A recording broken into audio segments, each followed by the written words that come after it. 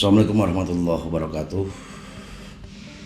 Rekan-rekan Sinergi TV yang berbahagia dimanapun berada, selamat bertemu dengan saya Yusuf Yudin. Mudah-mudahan rekan-rekan semuanya selalu bahagia dan barokah insyaallah subhanahu wa ta'ala. Rekan sekalian, dalam momen ini saya akan mengajak rekan-rekan sekalian untuk melakukan jurus sakti di TSI, apalagi menghadapi kondisi tahun ini di mana kita cukup lama menghadapi satu kondisi pandemi, bukan lagi bencana nasional tapi menjadi bencana internasional.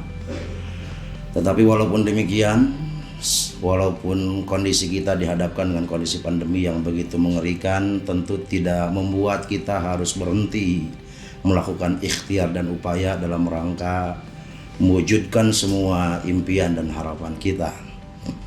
Oleh karena itu, rekan-rekan sekalian, hari ini kita diuji dan hari ini kita diajak oleh keadaan bagaimana kita menjadi orang yang selalu sakti. Sakti dalam arti bukan artinya harus kuat, nahan golok, ataupun bisa terbang dan lain sebagainya. Tetapi sakti dalam arti saya coba panjangkan dalam bentuk satu, S-nya adalah sabar. Sabar bahwa menghadapi keadaan, baik pergerakan TSI yang kondisi ini sejak awal seperti yang kita lihat, apalagi dihadapkan dengan kondisi pandemi hari ini, tetapi hati kita selalu tenang dan tentram. Sehingga efeknya adalah dengan sabar ini kita tidak akan mudah putus asa, kita tidak akan pernah mudah menyerah, kita tidak akan pernah mudah jengkel, dan kita tidak akan pernah mudah melahirkan sebuah energi negatif. Kenapa kita masih sabar? Harapannya adalah A, yaitu aktif. Dimana orang yang aktif akan selalu menggali peluang walaupun di tengah-tengah kondisi pandemi seperti ini. Maka efeknya dengan aktif kita, ya kita akan mampu melakukan apapun yang mampu kita lakukan di saat ini dengan apa yang kita miliki. Paling tidak di bisnis TSI kita aktif menggali keilmuan jaringan, keilmuan hal-hal yang lainnya yang berkaitan dengan bisnis jaringan kita. Di keilmuan jaringan, saya menggunakan teori minimal mempelajari ilmu akad GAN. Akad GAN itu ada 5 tahapan. Yang pertama, bagaimana kita melakukan analisa daftar nama. Dengan menganalisa daftar nama, yaitu kita analisa pasnya, finansial, ambisi, supel, dan teachable-nya. Kemudian kita analisa secara keseluruhan. Jika kemudian dari daftar nama kita kategorinya nilai 4 sampai 6, maka anggaplah itu daftar nama yang sebagai bahan latihan kita untuk presentasi atau kurang potensi. Kemudian jika nilainya 7 sampai 9, itu adalah daftar nama yang cukup potensial. Dan jika daftar nama itu nilai 10 sampai 12, maka ini daftar nama yang sangat-sangat potensial dan menjadi prioritas utama. Maka setelah kita menentukan daftar nama dengan menentukan skala prioritas, kita akan melakukan kunjungan. Dan pada saat kita kunjungan tentu tidak langsung menceritakan tentang rokok. Apalagi sekarang mungkin kunjungan bisa dilakukan juga lewat media. Jika tidak memungkinkan harus bertemu offline karena kondisi pandemi, maka tentu pada saat kita membangun kunjungan baik offline ataupun online, kita tidak langsung menceritakan tentang rokok ya, tapi kita akan melakukan dulu apa yang disebut dengan teori ice breaking, fact finding. Bagaimana kita mencairkan suasana dengan calon prospekan kita atau dengan daftar nama kita, dan bagaimana kemudian kita menggali dari mereka, fact finding, menggali fakta apa yang mereka inginkan, what is it, apa yang mereka mau. Sehingga dengan kita melakukan fact finding, kita akan tahu ke arahnya kemana, presentasi apa yang mesti kita lakukan kepada mereka.